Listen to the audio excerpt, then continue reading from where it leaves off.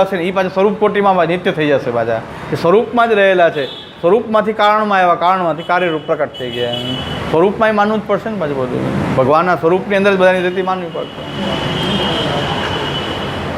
તો ભગવાનનું સ્વરૂપ આપણે ત્યાં કેવું દિવ્ય માન્યું છે કે બધું જ એની અંદર રહેલું છે.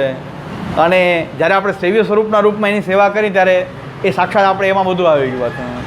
બધું જેની અંદર છે એ પાછો સેવ્ય. આ કેવી આપણી ફિલોસોફી અને ભક્તિ કે બધું જ આપણે સ્વરૂપની અંદર તો બધું માન્યું, એ સ્વરૂપની બાજુ આપણે સેવા કરવાનું. બધું જ જેની અંદર રહેલું છે એ આપણો ઠાકોરજી છે. તો એનું એક આખું સૂક્ષ્મ રૂપ પાછું એક જોઈએ તો એક નાનું રૂપ આપણા માટે સેવ્યના રૂપમાં એ પાછો પ્રકટ થાય. આ એનું મહાત્મ્ય છે. આ એનું મહાત્મ્ય છે. આ મહાત્મ્ય જ્યારે કોઈ જાણે તો સ્નેહ, એ પ્રભુની અંદર પણ સ્નેહ, એ મહાત્મ્યથી સ્નેહ પ્રકટ થાય. સ્નેહ પ્રકટ થાય એટલે ભક્તિ થઈ ગઈ. મહાત્મ્ય જ્ઞાન પૂર્વસ્તુ શુદ્ધ સર્વતો અધિક સ્નેહ ભક્તિ. આ મહાત્મ્યને જાણવાથી સ્નેહ પ્રકટ થઈ ગયો તો ભક્તિ થઈ ગઈ. તો આજ ભક્તિમાં બે આવી ગયા, પૂર્વાંગ ને ઉત્તરાંગ. તો આનો મતલબ કે આપણે આ રીતે બ્રહ્મવાદ અને ભક્તિનું આવું કનેક્શન છે. આપણે આ રીતે જો સમજી જઈએ આપણે તો અતસ્તુ બ્રહ્મવાદ એ ન કૃષ્ણે બુદ્ધિર વિધેયતા, તો આપણો શુદ્ધ સ્નેહ પ્રભુમાં પ્રકટ થઈ જાય. પછી આપણી સેવામાં નિર્વિઘ્ન આપણી સેવા થાય. ક્યારે આપણને કોઈ સ્વરૂપમાં અભાવ ન થાય. તો જે સ્વરૂપ કોટીની અંદર બધું જ બધું એમાં બિરાજી રહ્યું છે. કોટી બ્રહ્માંડ જે છે એની અંદર છે. અને એ જ્યારે કારણરૂપ ધારણ કરે ત્યારે 28 તત્વાત્મક બને, એમાંથી બધા કાર્ય પ્રકટ થાય. અને આપણે એ મૂળ સ્વરૂપની સેવા કરીએ ત્યારે બધું જ આપણા ઠાકોરજીમાં આપણને દેખાય. એ આપણો સર્વાત્મ ભાવ છે. આની બહાર તો કાંઈ છે જ નહીં. આપણા પ્રભુની બહાર કાંઈ નથી. એ સાધન દશાનો આપણો સર્વાત્મ ભાવ.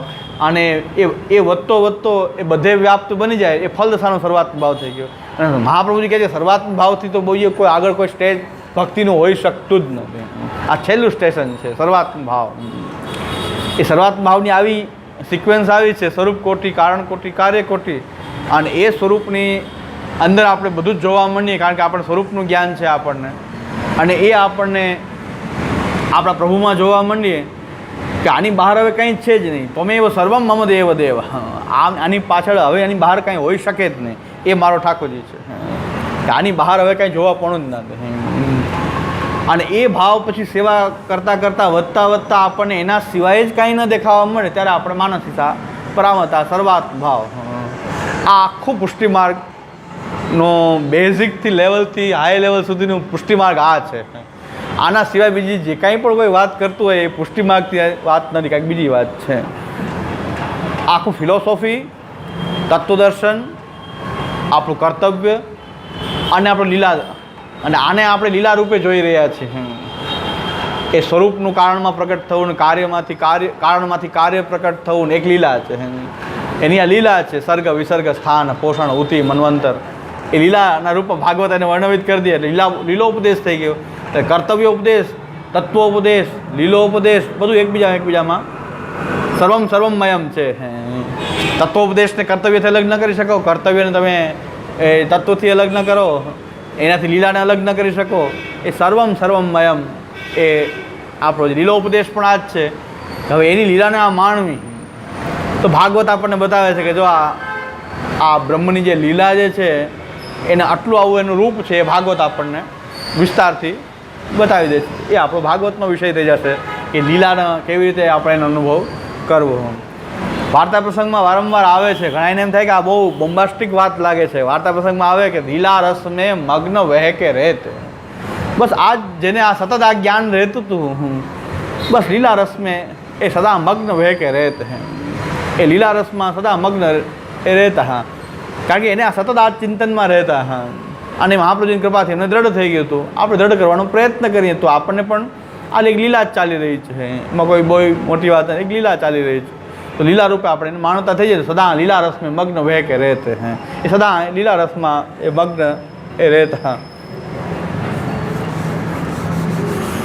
હમણાં એક સિદ્ધાંતની વાત કરતાં કે વૈષ્ણવને એક ગોસ્વામી બાલક એવા છે કે સિદ્ધાંતની વાત કરે સીધા ગાળો જ દે. એ ફેસબુકમાં બિરાજતા હોય સતત પાછા. હા, ફેસબુક ને વોટ્સએપ સતત બિરાજતા ગાળો જ કાઢતા હોય.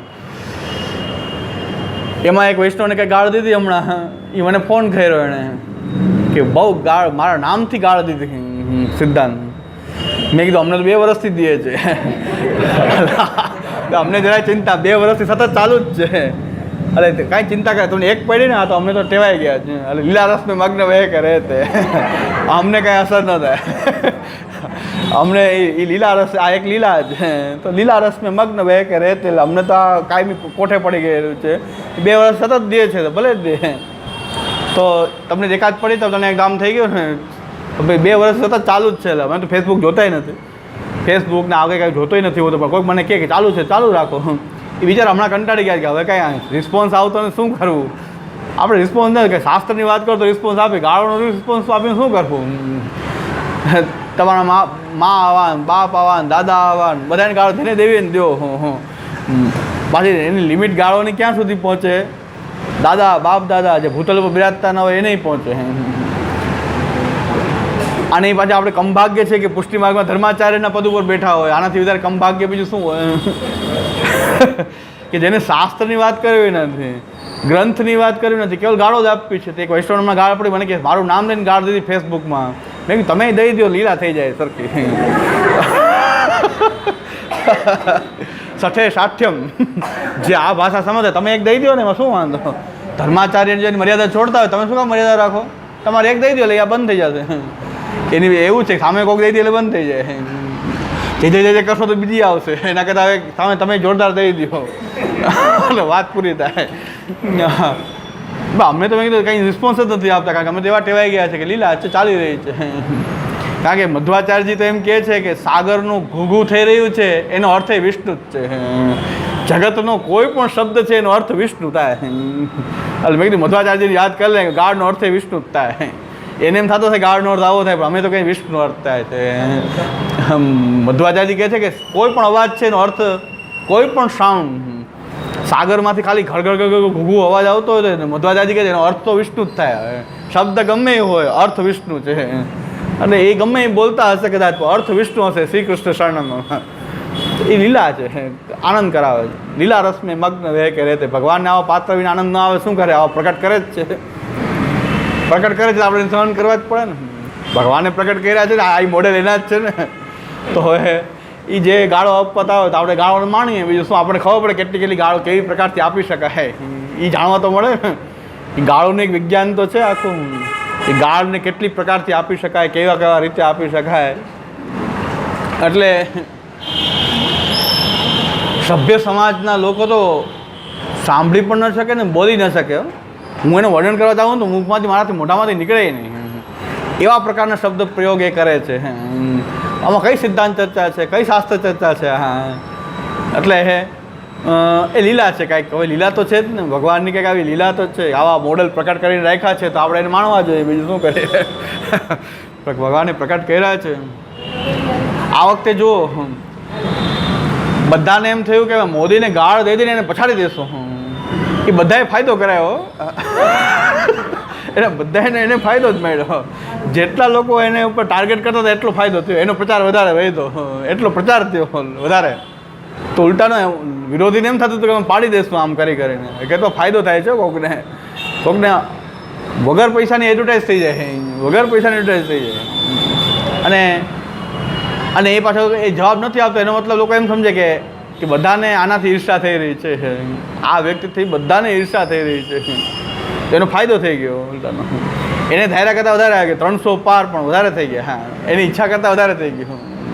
તો ઘણીવાર એવું થતું હોય છે કે કોઈ સતત વિરોધનો મારો બોલાવે કોઈ સતત, તો એનાથી કંઈક ફાયદો જ થતો હોય છે. એટલે આપણે એમ માનીએ કે, અને શાસ્ત્રમાં તો સ્પષ્ટ કીધું છે કે નિંદકો જે છે એ વગર પૈસે આપણા અંતઃકરણનો મેલ ધોનારા છે.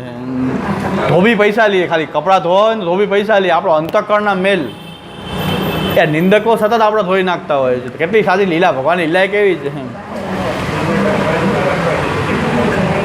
એ આપણો મલ ધોઈ નાખતા હોય છે. અને શાસ્ત્ર એમ પણ કહે છે કે આપણું પાપ જે છે નિંદા કરીને વચ્ચે વેચાઈ જતું હોય છે. એટલે એ ગ્રુપ તો બહુ મોટું છે. બધા વચ્ચે થોડો ભાગ આપણો તથાસ્તુ, બધાનો થોડો એ ગ્રુપ મોટું છે. તો બધાને આપણે થોડો વાટી દઈએ, થોડો બધાય મળશે પ્રસાદ. અંતઃકરણ અમારો કંઈક મેલ હશે એ થોડો બધા વચ્ચે વેચાઈ જશે ને આપણે શુદ્ધ થઈ જશું. તો બહુ સારી લીલા છે પ્રભુની. આ લીલા એક બહુ સારી લીલા છે. એટલે હવે કાંઈ અસર નથી થતી. પહેલાં તેમ થતું જવાબ દઈ દેવો જોઈએ, આમ કરી દેવો જોઈએ. હવે કાંઈ અસર જ નથી થતી. આનંદ કરો, કારણ કે એક પ્રકારની આ લીલા જ છે. તો વાર્તા પ્રસંગમાં આવે છે લીલા રસ મેં મગ્ન વહે કે રહેતે, પણ ખરેખર આપણને સર્વનિર્ણય આ પ્રમેય પ્રકરણ આપણને લીલા રસનો અનુભવ કરાવે છે કે સૃષ્ટિ જ એક લીલા છે. એ સૃષ્ટિ જ એક લીલા છે. બહુ સિરિયસ વસ્તુ કાંઈ છે જ નહીં, બધી લીલા જ થઈ રહી છે. તો સ્વરૂપ કારણ કાર્ય કોટીથી આપણે બધું સમજી લઈએ. આપણને આનું સતત અધ્યયન કરતા રહીએ તો એક લીલા રસ ક્યારેક આપણી અંદર પણ લીલાનો ભાવ જે 84-252 જીવતા હતા એવો આવો ક્યારેક તો આવી જશે ને. આપણે આશાવાદી રહેવું જોઈએ, ક્યારેક તો આવશે. એ લોકો સતત રહેતા હતા આ ભાવમાં. એ 84 વૈષ્ણવ વારંવાર આવે, 252માં આવે છે કે લીલા રસ મેં મગ્ન વહે કે રહેતે. તો આ બધું જ જે થઈ રહ્યું છે એ ભગવાનની કોઈ લીલા થઈ રહી છે. એવો સતત જેને બોધ બન્યો રહે, આપણે સતત અધ્યયન કરતાં કરતાં આપણી અંદર પણ એવો બોધ વિકસિત થઈ જાય છે. થશે ક્યારેક, આવું મનોરથ તો રાખવો જોઈએ.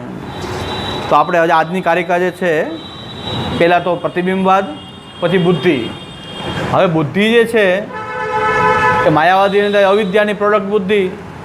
આપણે ત્યાં બુદ્ધિ પણ તત્વાત્મક રીતે સત્ય છે, કારણ કે દરેક વસ્તુ કારણમાં છે, એ પછી કાર્યમાં છે. તો આપણે કાર્યરૂપ બુદ્ધિ જે છે એ પણ કોઈ કારણરૂપ બુદ્ધિમાંથી આવેલી બુદ્ધિ છે ને. આનું કનેક્શન આમ સમજવું પડે કે આપણી પાસે બુદ્ધિ છે, એ બુદ્ધિ પાછી ક્યાંથી આવેલી છે? કારણમાં એક બુદ્ધિ છે, 28 તત્વોમાં બુદ્ધિ. એનું આપણને પણ એક આ રૂપ પ્રાપ્ત થાય છે. પણ બુદ્ધિની જે અવસ્થા છે એ 3 ગુણ ઉપર આધારિત છે: સત્વ, રજ અને તમ. એ સત્વ, રજ, તમને કારણે એની અવસ્થા બદલાય એને વૃત્તિ કહેવાય. સત્વગુણની અવસ્થાવાળી બુદ્ધિ, એટલે એની બુદ્ધિની વૃત્તિ એ સત્વ છે. તો બુદ્ધિની જે વૃત્તિ જે છે એની અવસ્થા છે. એ અવસ્થા પછી કેના કારણે થાય છે? ગુણને કારણે. ગુણ પાછા ક્યાં રહેલા છે? કારણકોટીમાં ગુણે છે. કારણકોટી બધી વસ્તુ પાછી કારણકોટીમાં જઈ રહી છે, અને એ પાછી સ્વરૂપ કોટીમાં પાછી જશે. કોઈ વસ્તુને આપણે શુદ્ધાદ્વૈતને આપણે નિત્ય કહીએ છીએ તો આમ નિત્ય કહીએ છીએ કે કાર્ય ક્યાંથી આવ્યું? કારણમાં થયું. કારણમાં એ તત્વ ક્યાં છે? સ્વરૂપમાં છે. સ્વરૂપમાં છે તો બધું નિત્ય છે, તો બધું જ સત્ય છે. જગત સત્ય છે. જગતની સત્યતા કેમ સિદ્ધ કરીએ છીએ? કાર્ય કારણમાં રહેલું છે. 28 તત્વ, પહેલાં 28 તત્વો આપણે પહેલાં સમજ્યા છે. જે કાંઈ બુદ્ધિની વાત આવશે તો બુદ્ધિ ક્યાંથી આવી? આપણી બુદ્ધિ ક્યાંથી આવી? એ કારણરૂપ બુદ્ધિ છે, એમાંથી આવી. આપણું અંતઃકરણ ક્યાંથી આવ્યું? મન બુદ્ધિ, એ પણ કારણમાં રહેલા. ઇન્દ્રિયો ક્યાંથી આવી? તો કારણમાં ઇન્દ્રિયો પણ છે. આ ગુણ ક્યાંથી આવ્યા આપણી અંદર? સત્વરતમ ગુણ છે. તો બધું જ કારણમાં રહેલું છે, એ કાર્યમાં આવ્યું છે. એટલે બધું સત્ય છે, એટલે જગત સત્ય છે. બધું સત્ય છે, જગત પણ સત્ય છે. કેવલ બ્રહ્મ સત્ય નહીં, પણ જે કાંઈ પણ પ્રકટ થયું છે એ સત્ય પ્રકટ થયું છે. તો આપણું મને એવું સમજાય છે. હવે આ તો મારી રીતે મેં વ્યાખ્યા કરી. મને આ રીતે કારણ, સ્વરૂપ, કારણ અને કાર્યનું બધે કનેક્શન જોયું તો બધે મળી જાય છે આ રીતે. એનો મતલબ કે બધું નિત્ય છે. અને જગત સત્ય કહેવાનું તાત્પર્ય આ જ છે કે આ જગત સત્ય આ રીતે સત્ય છે, કારણ કે સત્યમાંથી બનેલું છે, સત્યમાં સ્થિત છે. અને જે કાંઈ પણ છે એ બધું જ સત્ય છે. એટલે જગતને સત્ય જ કહેવું પડશે ને.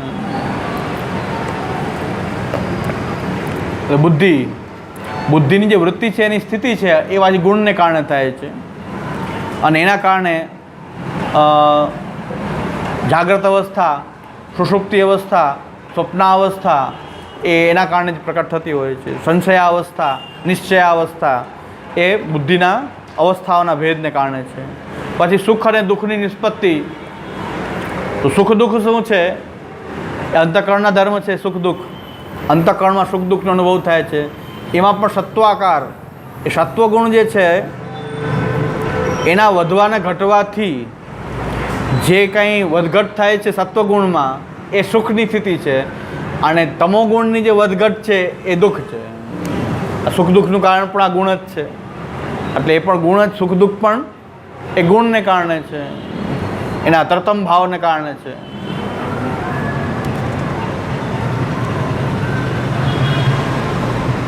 એટલે બધા જ બીજા મનના બધા જ ધર્મો જે છે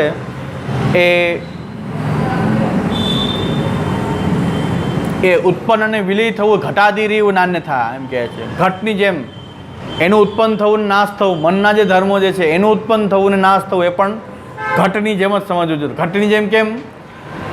તો ઘટ પણ 3 છે. એક સ્વરૂપ કોટીમાં રહેલો ઘટ, એ કારણ કોટીમાં રહેલો ઘટ અને કાર્ય કોટીમાં રહેલો ઘટ. એવી રીતે મનના ધર્મ પણ ભગવાનની અંદર મન ધર્મ જે છે એ પછી કારણરૂપ પાછા મન છે અને કાર્યરૂપ મનમાં પ્રકટ થતા ખાલી કાર્ય એંગલથી કોઈ વિચાર કરશો તો ઉત્પન્ન અને નાશ થશે, બાકી તો આવિર્ભાવ તિરોભાવ જેવું જ થશે.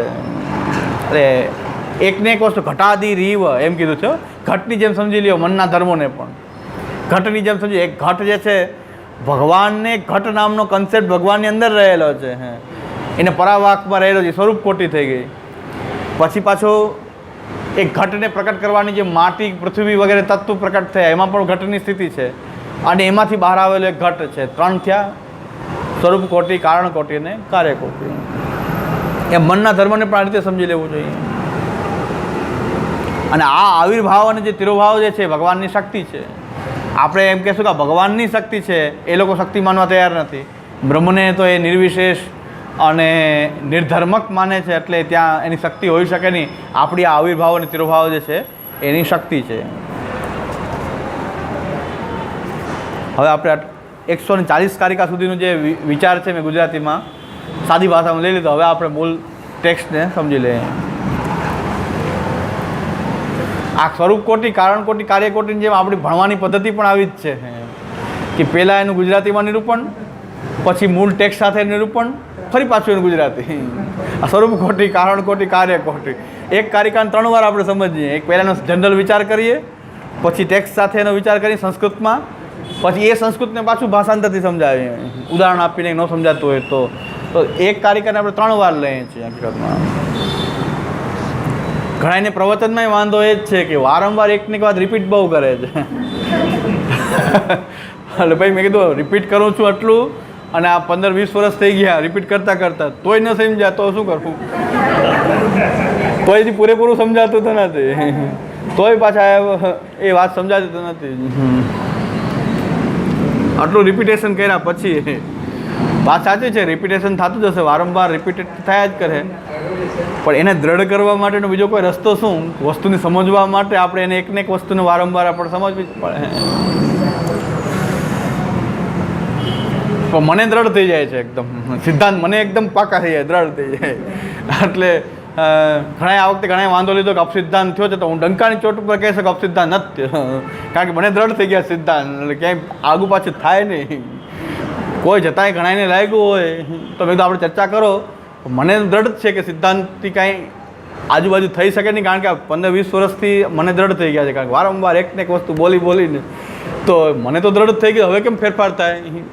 એટલે ફેરફાર હોઈ શકે જ નહીં. મને એવો દ્રઢ આત્મવિશ્વાસ છે કે જ્યાં આપણે સમર્થન આપી રહ્યો છે એમાં સિદ્ધાંતની અંદર કોઈ 19-20 છે જ નહીં, હોઈ શકે જ નહીં. કારણ કે આપણે આયોજન જ એ પ્રકારે કરીએ છીએ કે જેમાં સિદ્ધાંતમાં કોઈ બાદ ઉત્પન્ન ન થાય.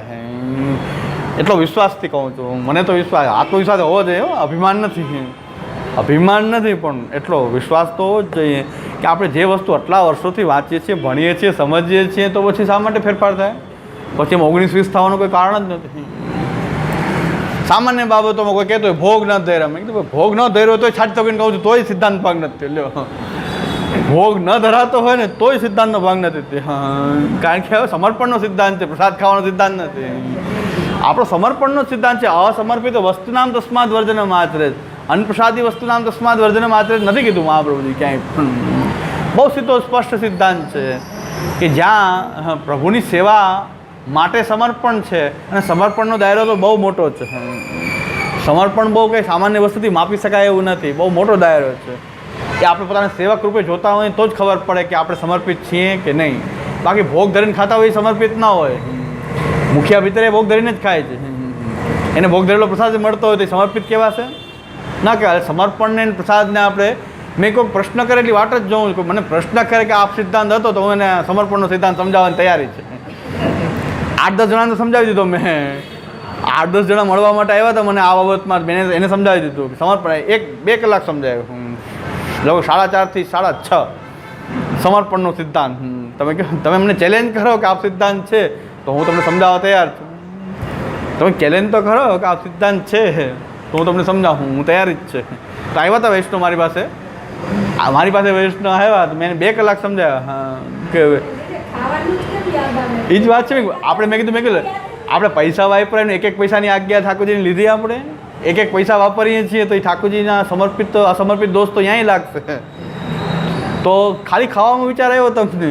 કેટલી જગ્યા કપડાં આપણે પહેર્યા હતા, તમે કેટલા કપડાં પહેર્યા હતા? બધા ઠાકોરજીને ધરેલા પ્રસાદી હતા? તમે પહેરીને ત્યાં ફરતા હતા એ બધા ઠાકોરજીને ધરાવેલા પ્રસાદી કપડાં હતા? તો એ તો ખબર યાદ નથી, એ યાદ નથી. કારણ કે દરેક વસ્તુનું સમર્પણ છે, ખાલી ખાવાનું અનાજનું સમર્પણ નથી.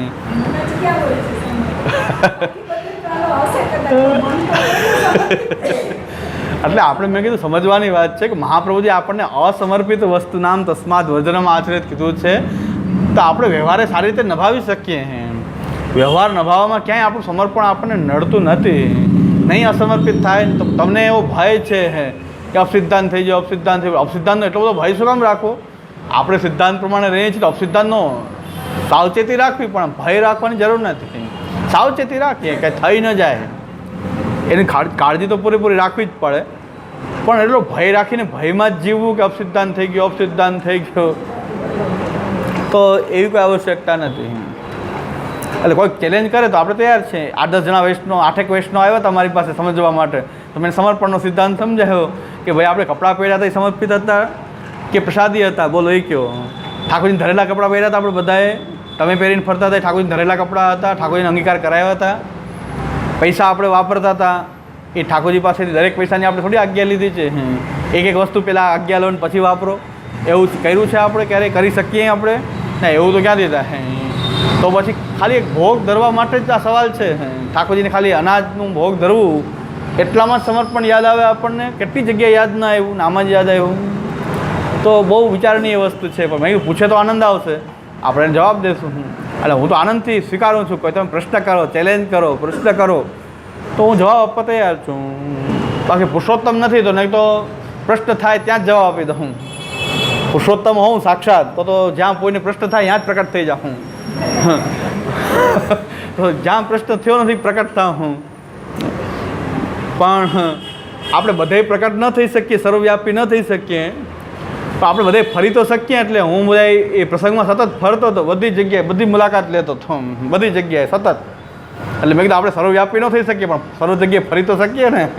ક્યાં ખૂણા ખાંચકામાં શું થાય છે મેં કીધું હું તો ફ્રી હતો, મારે તો રાઉન્ડ લીધા કરું કે ક્યાં શું થાય છે, કોઈ જગ્યાએ શું થઈ રહ્યું છે એની જાણકારી તો મેળા જ કરે. સર્વવ્યાપી ન થઈ શકે તો આમ તો થઈ શકીએ સર્વવ્યાપી, કે બધે પહોંચી તો શકીએ આપણે. તો આપણે જાણીએ શું થઈ રહ્યું છે, નજર રાખીએ એના ઉપર.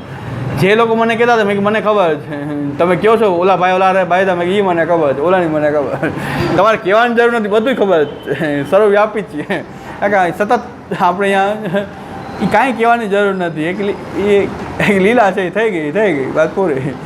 તો સમજવાની વાત છે આપણે કે ઘણા પ્રશ્નો ઉપસ્થિત થવા જોઈએ, પણ એટલો વિશ્વાસ છે કે ભાઈ બીજાને દ્રઢ થયા હોય સિદ્ધાંત કે ન થયા હોય, પણ મને તો દ્રઢ થઈ ગયા એકદમ. 19-20 થવાનો કોઈ સવાલ નથી. અને 15-20 વર્ષથી આ જ કામ કરી રહ્યા છે તો આપણે તો દ્રઢ હોવા જોઈએ ને. પેલી વસ્તુ તો એમાં શંકા કેની શંકા? હા, તો શંકા કુશંકાનો કોઈ સવાલ જ નથી. સિદ્ધાંતમાં જીવવું બહુ સહેલું છે. ઠાકોરજીને તમે તમારાથી અલગ જ રાખો, ક્યાંય ઠાકોરજીનો ઉલ્લેખ આપણા હૃદયમાં અને આપણી સેવા સિવાય ઠાકોરજીને ક્યાંય વચ્ચે ન લાવો એટલે સિદ્ધાંત થાય જ નહીં. ઠાકોરજીને વચ્ચે લાવો તો દેવદ્રવ્યનો કંઈક સવાલ થાય ને. કોઈ વસ્તુમાં આપણા લૌકિક વસ્તુમાં ઠાકોરજીને વચ્ચે લાવવા જ નહીં.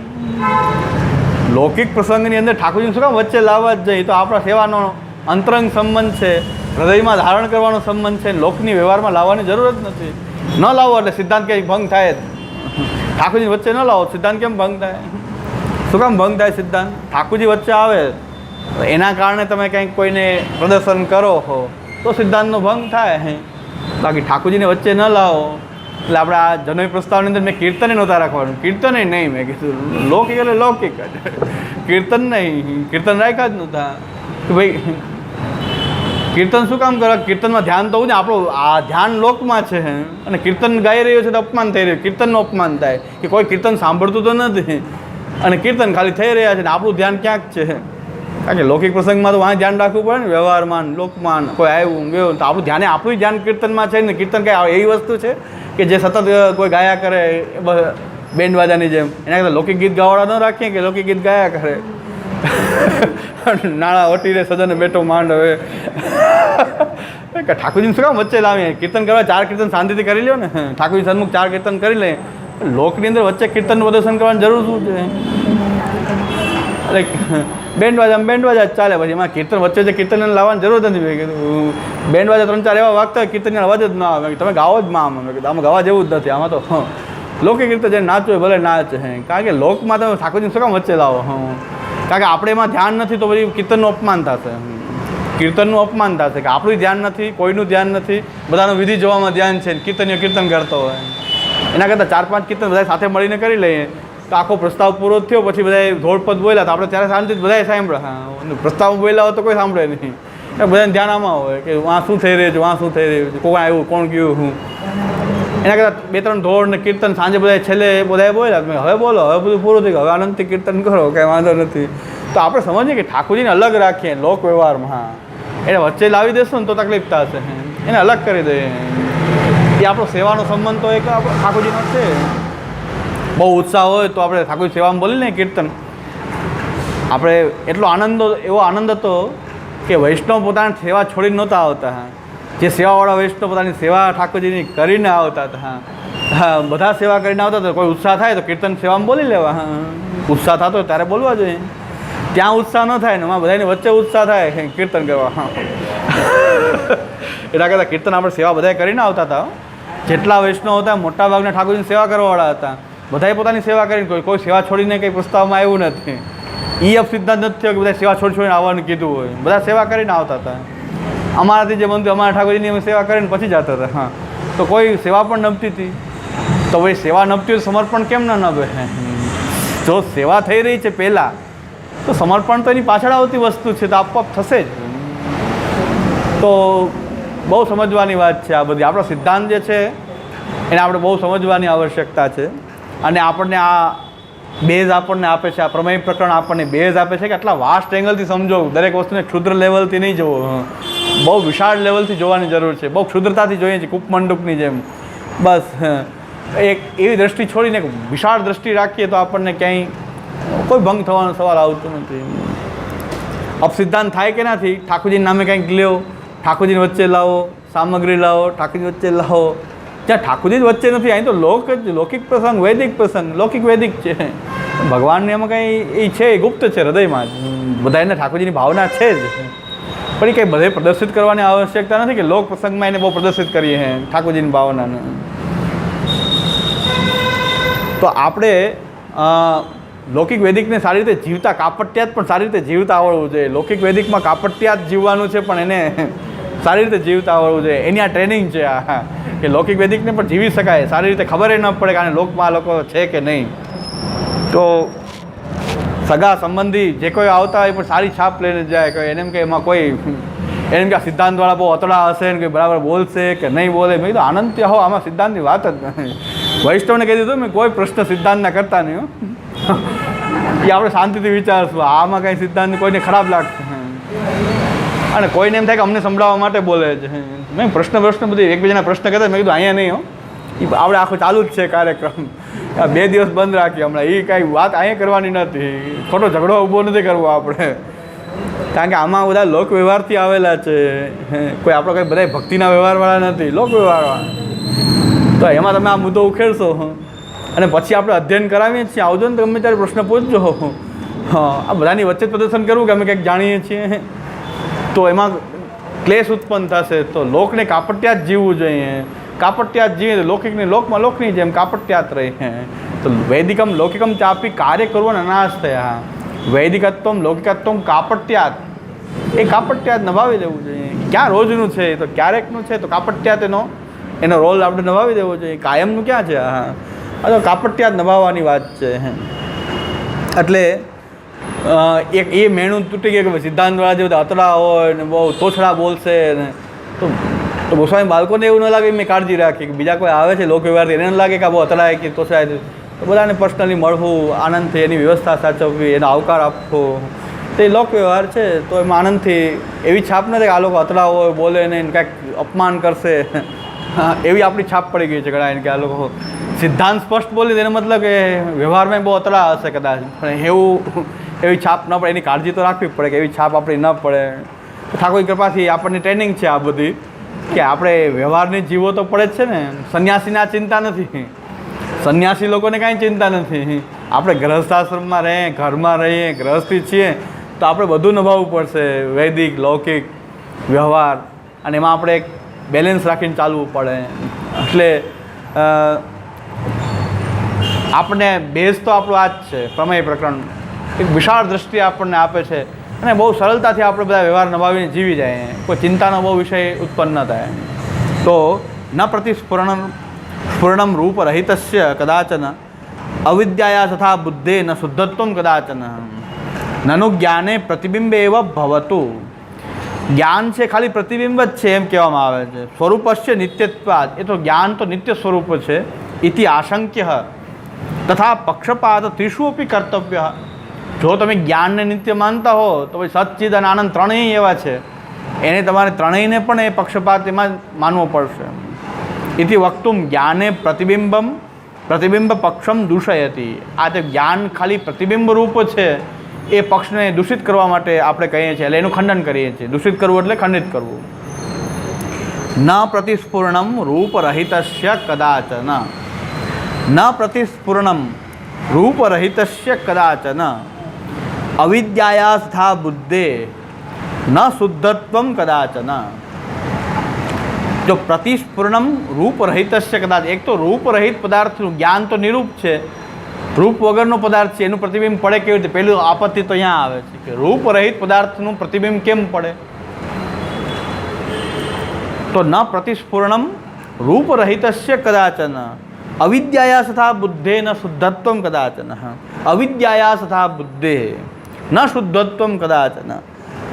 અવિદ્યા જે છે અને બુદ્ધિ છે એ બેયનું શુદ્ધત્વ તો છે જ નહીં ને. એ અવિદ્યા અને બુદ્ધિમાં પ્રતિબિંબ તમે માનો છો જ્ઞાનનું. અવિદ્યામાં પ્રતિબિંબ પડે તો જીવ, બુદ્ધિમાં પ્રતિબિંબ પડે તો વ્યાવહારિક જ્ઞાન, કાર્યરૂપ જ્ઞાન. તો પહેલી આપત્તિ એ છે કે રૂપરહિત પદાર્થનું પ્રતિસ્ફુરણમ, એનું પ્રતિબિંબ પડી શકે નહીં. અને અશુદ્ધ પદાર્થમાં પ્રતિબિંબ ન પડે. તત્ર હેતુ રૂપરહિતસ્ય ઇતિ કાલાંતરે દેશાંતરેપી તથાત્વમ વારયતી કદાચન ઇતિ. કોઈ કાળમાં ને કોઈ દેશમાં રૂપરહિત પદાર્થનું પ્રતિબિંબ તો પડી શકે જ નહીં. બીજું કે છે દોષાંતરમ, બીજો દોષ એ બતાવવામાં આવે છે કોઈ કાળમાં કોઈ દેશમાં એમ ન કહી શકાય કે રૂપવાળા વગરના પદાર્થનું પ્રતિબિંબ પડે. દોષાંતરમ આની માટે વેદાંત પરિભાષામાં કે રૂપરહિત પદાર્થનું પ્રતિબિંબ ન પડે એવો નિયમ ન બનાવી શકાય, એનું પણ યુક્તિ તો આપે જ છે શાંકરો. એ શાંકરો એની પણ યુક્તિ તો આપે જ છે કે આપણું પ્રતિબિંબ પડી રહ્યું છે, કોઈ કાચની અંદર આપણું પ્રતિબિંબ પડી રહ્યું છે, આપણે રૂપવાળા છીએ, પણ આપણી સાથે રહેલો કાલનું પણ પ્રતિબિંબ પડી રહ્યું છે. કાલ તો રૂપરહિત છે. આ કાલમાં તમે છો, એક કાળામાં છે કે નહીં? એક તત્કાલીન પ્રતિબિંબ છે કે નહીં? તો કાલ તો રૂપરહિત છે, એનું પ્રતિબિંબ પડે છે. તો આવો નિયમ કેમ બનાવે કે રૂપરહિતનું પ્રતિબિંબ ના હોઈ શકે? મહાપ્રભુજી કહે રૂપરહિતનું પ્રતિબિંબ હોતું નથી, પણ એની યુક્તિ કાઉન્ટર યુક્તિ વેદાંત પરિભાષામાં ધર્મરાજ અધ્વરીન્દ્ર આપે છે. ધર્મરાજા અધ્વરીન્દ્ર એમાં આવી કાઉન્ટર યુક્તિ બતાવી છે. ચાલો એમ માની લઈએ કે રૂપરહિતનો નિયમ નથી, ચાલો કોઈ કાળાના દેશમાં, તો એક વસ્તુ તો નિશ્ચિત છે કે પદાર્થ તો શુદ્ધ હોવો જોઈએ ને. એ પદાર્થ તો શુદ્ધ હોવો જોઈએ ને, સામેનો પદાર્થ તો શુદ્ધ અશુદ્ધ પદાર્થમાં નહીં પડે. ત્યારે એકમાં તમે એવી યુક્તિ આપી કે એની સાથે રહેલો કાલ એ પણ એમાં પ્રતિબિંબિત થાય છે કે નહીં. અત્યારે આપણે છીએ તો અત્યારનો કાલ, વર્તમાન કાલનું પણ એમાં પ્રતિબિંબ છે. તો એ વાત તો બરાબર. તો બીજું દૂષણ આવે છે મહાપ્રભુ દૂષણાંતરમ, કે અશુદ્ધ પદાર્થમાં પ્રતિબિંબ ન પડી શકે. આ કાચ છે ને રજવાળો કરી દો તો પ્રતિબિંબ નહીં આવે, એટલે શુદ્ધ જ કરવો પડે. તો અવિદ્યાને તો શુદ્ધ માનશો, અવિદ્યાને તમે મલિન માનો છો, શુદ્ધ નથી માનતા. અવિદ્યાને શુદ્ધ માનશો તો બ્રહ્મ જેવી જ થઈ ગઈ ને. તો પછી બ્રહ્માને અવિદ્યામાં ફેરશું, પાછા પકડાઈ ગયા. આની એક યુક્તિ આપી દીધી કે રૂપરહિતનું પ્રતિબિંબ પડે એનો કોઈ નિયમ ન બનાવી શકાય, કાંઈ વાંધો નહીં. હકીકતમાં રૂપરહિત પદાર્થનું એ રૂપવાળા પદાર્થનું જ પ્રતિબિંબ પડે. અને પાછું હકીકતમાં કાળ જે છે એ સર્વસામાન્ય વસ્તુ છે. જે સર્વસામાન્ય વસ્તુ જે છે એ તો બધે જ રહેલી છે. અરે એ સર્વસામાન્ય વસ્તુની વિશેષતા એમાં બતાવાતી નથી, એ આપણો જવાબ છે. કાલ વગેરે જેમાં પ્રતિબિંબિત માનશો તો કાલ તો બધે જ છે. કાલ જે બધે જ વસ્તુ હોય એ વિશેષ એ સામાન્યતા બધે જે હોય એને વિશેષ કારણતા એની હોતી નથી. એને વિશેષ તો દરેકમાં કરે એને કારણ બતાવવું પડે. એ સર્વસામાન્ય છે, તો સર્વસામાન્યતાને એમાં દેખાય તો એ ભલે નિયમ ન બની શકે પણ છતાં પણ એ કાલ સિવાય કે નિત્ય પદાર્થ સિવાય વ્યાપક પદાર્થ સિવાય જેટલા પણ પદાર્થનું પ્રતિબિંબ પાડવું હોય તો એમાં રૂપ જોઈએ જ. આ આપણો જવાબ. આપણે કાઉન્ટર યુક્તિનો વિચાર તો કરવો જ જોઈએ ને. આપણે સાંકર મત ભણતા હોય તો ખબર પડે કે ભાઈ આનો જવાબ એ લોકો પાસે આમ છે, પાછો એનો જવાબ આપણે શું આપવો. તો આપણે એમ કહેશું કે કાલ તો સર્વવ્યાપક હોવાથી સામાન્ય રીતે બધે રહેલું છે, તેની વિશેષ કારણતા તો ક્યાંય નથી. તો વિશેષ રૂપે જોઈએ તો જે રૂપવાળા પદાર્થ છે એનું જ પ્રતિબિંબ પડે છે. સામાન્ય તો કાલ છે બધે જ છે, એ સામાન્ય તો અક્ષરબ્રહ્મ બધે જ છે. તો અક્ષરબ્રહ્મનું પ્રતિબિંબ માનશું આપણે. અક્ષરબ્રહ્મ બધે છે એટલે અક્ષરબ્રહ્મનું પ્રતિબિંબ માનશું. એ વિશેષ છે, એ સામાન્યતા જે બધે હોય એને ન ગણાય, કારણતા તો હંમેશા વિશેષમાં હોય. જેમ કે કાલમાં બધું જ કાલમાં પ્રકટ થઈ રહ્યું છે, પણ કાલને આપણે ત્યાં સ્વરૂપ કોટીમાં ગણાય છે, કારણ કોટીમાં નથી ગણાય. એ સ્વરૂપ કોટી છે. એ સ્વરૂપ કોટી જે હંમેશા વિદ્યમાન હોય એ પદાર્થ, એ તો એ સ્વરૂપ છે. આપણે કાલને સ્વરૂપ કોટીમાં ગણ્યું છે, કારણ કોટીમાં નથી ગણ્યું. એટલે કોઈ કાલનું આવી જો વાત આરો કરે કે અમારે એનો કાલે પ્રતિબિંબિત થાય છે તો આપણે કહીશું ભાઈ સામાન્યતા છે, વિશેષ રૂપે તો રૂપવાળો જ પદાર્થ છે, વિશેષ તો રૂપવાળો જ છે. સામાન્ય તો અક્ષરબ્રહ્મ પણ છે, તો અક્ષરબ્રહ્મ પણ બધે પ્રતિબિંબિત છે એમ કહેવું પડશે આપણે. પણ સામાન્ય રીતે છે, વિશેષ તો નહીં.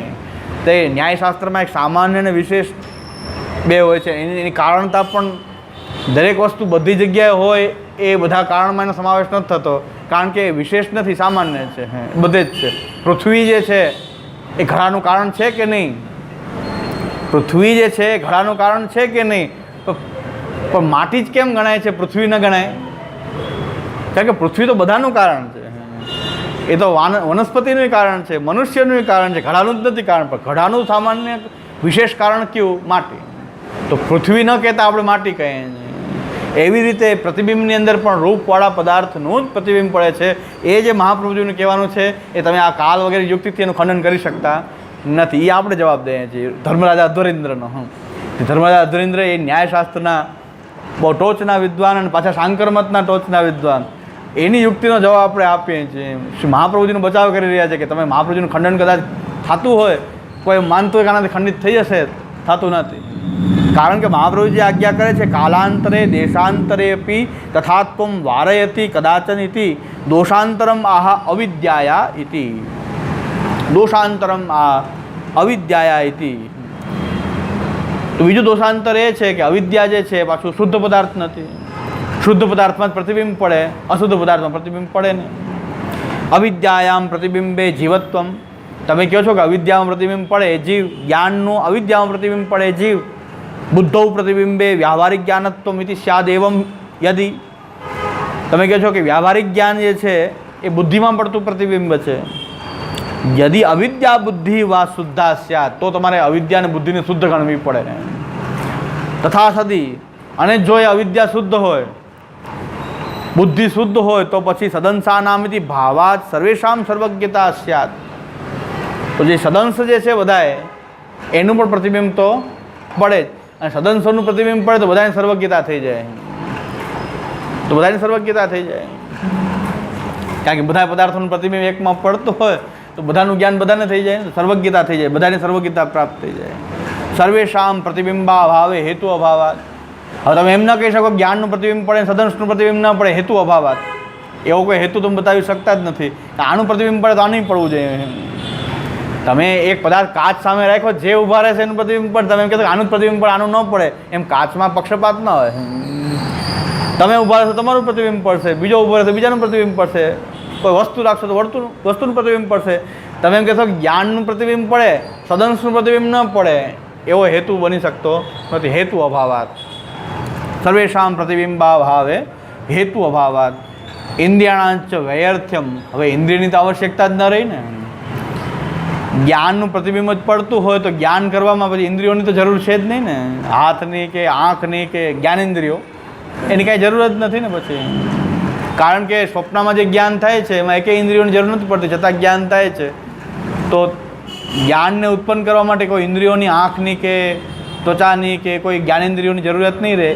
ઇન્દ્રિયાણાંચ વૈયથ્યમ અતઃ ઇદમ જ્ઞાનમ કાર્યરૂપમ ભિન્નમેવ. એક ભગવાનનું જ્ઞાન નિત્ય જ્ઞાન રૂપ અને એક કાર્યરૂપ જ્ઞાન બેને અલગ જ માનવા પડશે. તમે કહો છો પ્રતિબિંબ ન્યાયથી એક છે એમ નહીં, પણ એને ભિન્ન માનવો પડશે. ચિદાદિભિ સબુદ્ધે કોષાદિષુ એકાર્થ્યાત. ચિત્ત અને બુદ્ધિ વ્યાકરણના કોષમાં એ બેને એક અર્થમાં વાપરવામાં આવ્યા છે. ચિત્ત ચિદાદિભિ સબુદ્ધે કોષાદિષુ એકાર્થ્યાત. એ કોષની અંદર બુદ્ધિ અને ચિત્ત, આપણું ચિત્ત એક, બુદ્ધિ એને એક સમાન માનવામાં આવ્યું છે. એનો અર્થ એક જ માનવામાં આવ્યો છે કાર્યરૂપ જ્ઞાન પ્રકટ કરવા માટે. એ કાર્યરૂપતાની અંદર પ્રકટ થાય છે. એટલે કાર્યરૂપ જ્ઞાન જે છે, નિત્ય જ્ઞાન અને કાર્યરૂપ જ્ઞાન છે, બે અલગ માનવું પડશે. એક માની એનું પ્રતિબિંબ માનવાને બદલે બેને અલગ જ માનીએ. એ કોઈ જ્ઞાનેન્દ્રિયોથી એ પ્રકટ થાય છે, એમાં જ્ઞાનેન્દ્રિયનો રોલ એ માનવો પડશે વ્યવહારિક દ્રષ્ટિથી. જો એક સ્વરૂપ કોટી, કારણ કોટીની દ્રષ્ટિએ, કાર્ય કોટીની દ્રષ્ટિથી તે કાર્ય જ્ઞાન પ્રકટ કરવા માટે એના કોઈ કરણની પણ જરૂરિયાત છે ને, તો પછી આપણા ઇન્દ્રિયોનો ઉપયોગી થઈ ગયો ને. એ જ્ઞાનને પ્રકટ કરવા માટે જ્ઞાન તો નિત્ય જ છે, પણ છતાં કાર્યરૂપ જ્ઞાનને પ્રકટ કરવા માટે અને કાર્યના એંગલથી જુઓ તો ઘડાને પ્રકટ કરવા માટે કેમ કુંભારની જરૂર પડે? બાકી એ તો નિત્ય છે તો કુંભારની શું જરૂર છે? પણ કાર્યરૂપતાની અંદર જુઓ, વ્યવહારિક દ્રષ્ટિએ જોઈએ તો કાર્યરૂપ પ્રકટ કરવા માટે કુંભારની પણ જરૂરિયાત છે, ચાકડાની જરૂરિયાત છે. બાકી જ્યાં કારણમાં રહેલો છે ત્યાં કંઈ ચાકડાની જરૂરિયાત નથી, ત્યાં તો છે જ, પણ એને બહાર લાવવા માટે એમ જરૂર છે. એમ જ્ઞાનના કારણોથી પણ કાર્યરૂપ જ્ઞાન પ્રકટ થાય છે, એને ભિન્ન માનીએ ઓલા જ્ઞાનથી. અને એટલું ભિન્ન નથી કે જે એનું બ્રહ્મના અદ્વૈતને ખંડિત કરી નાખે એવું નહીં. ભેદ સહિષ્ણુ અભેદ છે. લીલાની અંદર એ આ રીતે ઉત્પન્ન થાય છે, એટલે એને ઉત્પન્ન અને નાશરૂપ માનવામાં આવે છે. હકીકતમાં તો એનું જ્ઞાન બ્રહ્મના એંગલથી તો નિત્ય છે, બ્રહ્મના એંગલથી નિત્ય છે. વ્યવહારની દ્રષ્ટિથી જોઈએ તો ઉત્પન્ન અને નાશશીલ છે. એમ કાર્યને ભિન્ન માની લેવાથી આ પ્રશ્નનું નિરાકરણ થઈ જાય છે. તો આમાં પ્રતિબિંબ માનવાની આવશ્યકતા નથી. એ આખો મહાપ્રભુજીનો મત છે. એ આપણે 136 કારિકા થઈ જાય. સમજાય ન સમજાય તો પૂછી લેજો, બીજું શું થાય. બસ સમજાવવાનો પ્રયત્ન તો કરું છું, પણ હવે ન સમજાતું હોય તો પૂછી લેવું.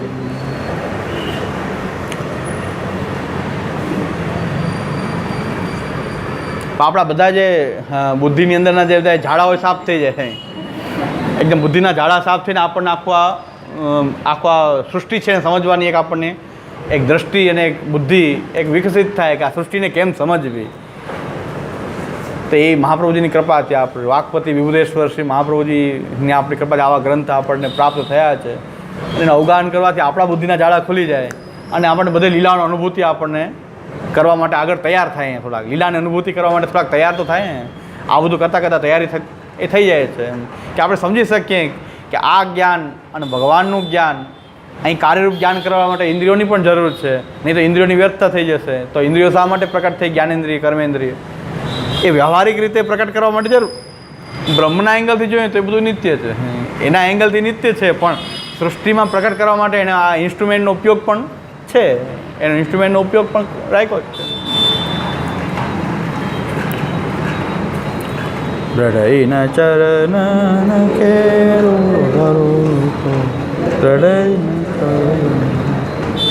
શ્રી વલ્લભ નખચંદ્ર છટા સબ જગ માર અંધેરો દ્રઢૈન સાધનયોર નૈયા કલિ જાસુ હો सूर कहा कह द्विधयांधरो बिना मोल को चेरो दृढ़ चरणन केरो. श्री वल्लभा, श्री गोपीनाथ जी का, श्री गोसाई जी